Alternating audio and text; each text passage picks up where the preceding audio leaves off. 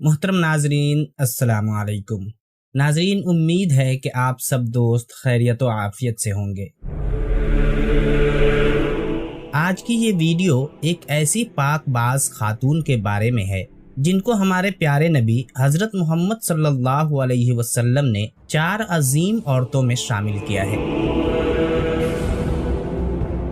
وہ 4 عظیم ہستیاں حضرت خدیجہ سلام اللہ علیہا، حضرت فاطمہ رضی اللہ تعالی عنہا، حضرت مریم سلام اللہ علیہا اور حضرت آسیہ سلام اللہ علیہا ہیں۔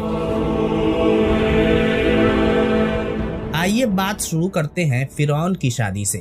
فرعون مصر نے ریان بن ولید کی پوتی حضرت آسیہ کو شادی کا پیغام بھجوایا۔ یاد رہے، ریان بن ولید وہی بادشاہ تھا جو حضرت یوسف علیہ السلام کے دور میں تھا، اور وہ حضرت یوسف پر ایمان بھی لایا، اور اسی نے حضرت یوسف علیہ السلام کو عزیز مصر بھی بنایا تھا۔ خیر، جب حضرت آسیہ کو فرعون نے شادی کا پیغام دیا تو یہ ان کے والد اور حضرت آسیہ کو بھی ناگوار گزرا، کیونکہ فرعون مصر پہلے دن سے ہی ظلم و بربریت کے لیے مشہور تھا۔ لیکن فرعون نے اپنی بادشاہت کی زور پر جبراً حضرت آسیہ سے شادی کر لی، اور اس نے دھمکی دی کہ اگر وہ شادی نہ کرے تو آپ کے والدین کو قتل کر دیا جائے۔ شادی ہونے کے بعد بھی اللہ پاک نے حضرت آسیہ کو فرعون سے محفوظ رکھا اور وہ آپ پر قادر نہ ہو سکا۔ اس بارے میں مفسرین لکھتے ہیں کہ شادی کی پہلی ہی رات جب فرعون حضرت آسیہ سے ہم بستری کے لیے کمرے میں گیا تو اللہ تعالیٰ نے اس پر نیند کا ایسا غلبہ ڈالا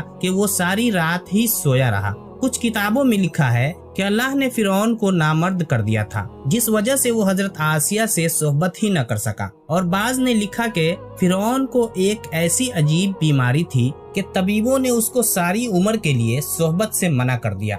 دیکھا جائے تو یہ بھی حضرت آسیہ کی ایک طرح سے کرامت تھی کہ اللہ نے انہیں کیسے فرعون کے ناپاک جسم سے محفوظ رکھا۔ بعض روایات میں فرعون کی ایک بیٹی کا ذکر بھی ملتا ہے۔ آپ کو یہ بتاتے چلیں کہ وہ لڑکی انہوں نے کسی سے لے کر پالی تھی۔ ایک رات فرعون نے خواب میں دیکھا کہ اس کا محل نیست و نابود ہو گیا ہے۔ خوف و وحشت سے اس کا پورا وجود لرزنے لگا۔ اس نے نجومیوں کو بلا کر ان سے اپنے خواب کی تعبیر پوچھی۔ انہوں نے کہا کہ عنقریب بنی اسرائیل کا ایک بچہ تمہارے محل کو نابود کر دے گا، اس لیے فرعون نے حکم دیا کہ بنی اسرائیل میں جس کے ہاں بھی لڑکا پیدا ہو اسے فوراً قتل کر دو، لیکن اگر لڑکی پیدا ہو تو اسے قتل نہ کرنا تاکہ ان کی نسل باقی رہے۔ جب حضرت موسیٰ علیہ السلام پیدا ہوئے تو ان کی والدہ نے فرعون کے سپاہیوں کے ڈر سے حضرت موسیٰ علیہ السلام کو ایک صندوق میں رکھ کر دریا میں ڈال دیا۔ دریا سے ایک نہر فرعون کے محل کے پاس سے گزرتی تھی۔ وہ صندوق بہتا ہوا اس نہر میں چلا گیا۔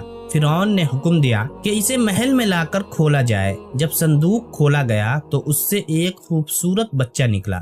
حضرت آسیہ نے جب حضرت موسیٰ علیہ السلام کے چہرے پر نور دیکھا تو انہوں نے حضرت موسیٰ کو اپنا بیٹا بنا لیا، اور فرعون سے کہنے لگی، یہ بچہ میری اور تیری آنکھوں کی ٹھنڈک ہے، اسے قتل نہ کرو۔ نامرد فرعون کہنے لگا، اسے تم رکھ لو، مجھے اس کی کوئی حاجت نہیں۔ حضرت محمد صلی اللہ علیہ وآلہ وسلم نے فرمایا کہ اگر آسیہ کی طرح فرعون بھی اس بات کا اقرار کرتا کہ یہ بچہ اس کی آنکھوں کی ٹھنڈک ہے تو ضرور اللہ پاک اسے ہدایت عطا فرما دیتا، جیسے حضرت آسیہ کو عطا فرمائی۔ حضرت آسیہ سلام اللہ علیہا کو اللہ پاک نے قرآن پاک میں عورتوں کے لیے نمونہ بھی قرار دیا ہے۔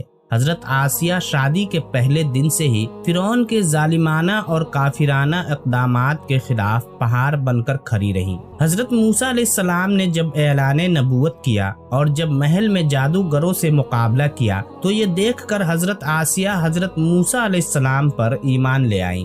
ایمان لانے کے بعد کافی دنوں تک انہوں نے اس بات کو فرعون سے چھپائے رکھا، لیکن جب فرعون نے خدائی کا دعویٰ کیا اور لوگوں سے خود کو سجدے کروانے لگا تو پھر حضرت آسیہ کھل کر میدان میں آ گئیں اور فرعون کے اس عمل کی سخت مخالفت کی۔ جیسے ہی فرعون کو پتا چلا کہ میری بیوی بھی موسیٰ کے خدا پر ایمان لا چکی ہے تو اس نے حضرت آسیہ پر بھی ظلم ڈھانا شروع کر دیے۔ روز دن اور رات ان کو مختلف اذیتیں دینے لگا۔ فرعون جیسا کافر شوہر بھی ان کے ایمان کو متزلزل نہ کر سکا، لیکن فرعون نے بہت زیادہ کوشش کی تاکہ کسی نہ کسی طرح انہیں راہ راست سے منحرف کر دے، لیکن وہ ایسا نہ کر سکا۔ اور حضرت آسیہ بھی اس کی تمام کوششوں کو ناکام بنا کر صرف خدائے واحد کی عبادت میں مصروف رہی۔ حضرت موسیٰ علیہ السلام کے چاہنے والے فرعون کے سپاہیوں کے ہاتھوں ظلم و ستم کی بھیٹ چڑھ رہے تھے اور انہیں بے دردی کے ساتھ قتل کیا جا رہا تھا،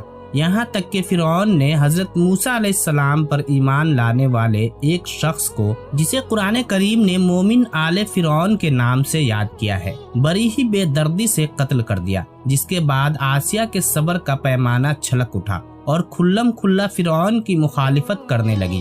فرعون میں غیظ و غضب کی آگ بھڑک اٹھی اور اس نے اپنی زوجہ آسیہ کو بہت ہی دردناک طریقے سے اذیتیں پہنچائی۔ اس ظالم نے ان پر بڑے بڑے عذاب کیے۔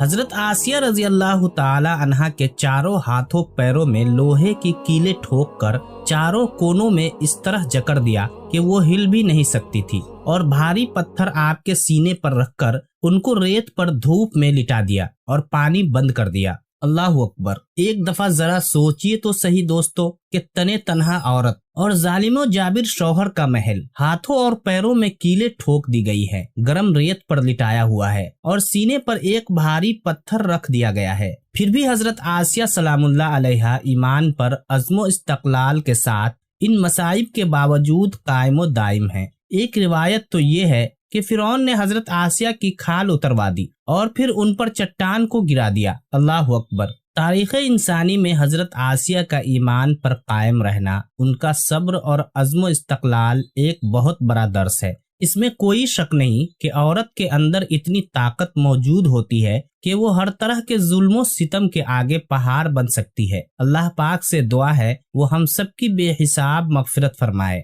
آمین۔ ویڈیو میں اگر آپ یہاں تک پہنچ گئے ہیں، مطلب ویڈیو آپ کو پسند آیا۔ اسی طرح کی مزید معلوماتی ویڈیوز کے لیے ہمارے چینل کو سبسکرائب ضرور کر دیں اور ویڈیو کو لائک کر دیں۔ اللہ آپ سب کا حامی و ناصر۔